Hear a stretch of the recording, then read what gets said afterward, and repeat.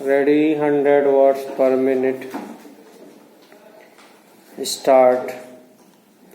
यह सही है कि हम योजना के तरीके पर काम कर रहे हैं, लेकिन इस बात को देखने की आवश्यकता अब पैदा हो गई है कि देश में जो धन पैदा होता है वह कहाँ जाता है। पूर्ण विराम।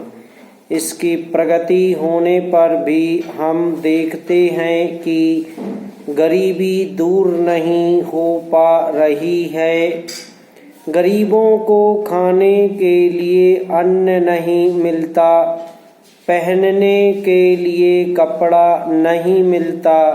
इसका क्या कारण है? यह गंभीरता पूर्वक सोचने की बात है।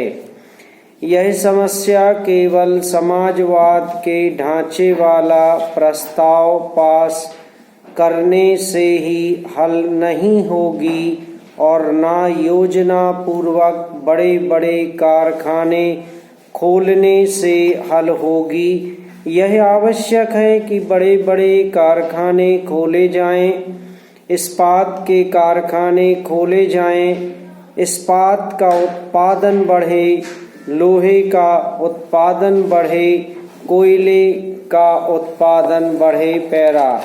उपाध्यक्ष महोदय, मैं राष्ट्रपति महोदय के भाषण पर जो धन्यवाद प्रस्ताव है उसका समर्थन करने के लिए खड़ा हुआ हूँ।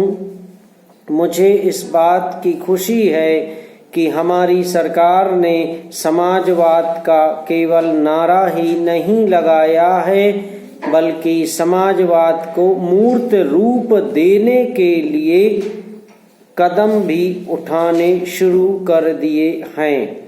सबसे बड़ी बात तो यह है कि गरीबी हटाओ, गरीबी मिटाओ का यह आंदोलन ही नहीं रहा, बल्कि इसको कार्य रूप में परिणत करना भी आरंभ कर दिया गया है। इसके लिए मैं अपने प्रधानमंत्री को जितना भी धन्यवाद दूं वह थोड़ा ही है। मुझे आपसे यह भी कहने का साहस हो रहा है कि सरकार ने इस समय हमारे पहाड़ी क्षेत्रों को पूर्ण राज्य का दर्जा दे दिया है। आज तक तो वे बिल्कुल पिछड़े हुए थे। मैं आपसे यह कहने का भी साहस कर रहा हूँ कि पहाड़ी और सीमा के क्षेत्रों को राज्य का अधिकार तो दे ही दिया गया है, उनको यह अवसर भी दिया गया है कि वे अपने पिछड़े हुए इलाके को उन्नत बनाने के लिए स्वयं कोशिश करें और अपने पैरों पर खड़े हों। लेकिन मुझे बड़े दुख के साथ आपके सामने यह कहना पड़ रहा है कि हमारे उत्तर प्रदेश के जो पहाड़ी जिले हैं वे आज भी बहुत ज़्यादा पिछड़े हुए हैं और उनको कोई देखने वाला नहीं है।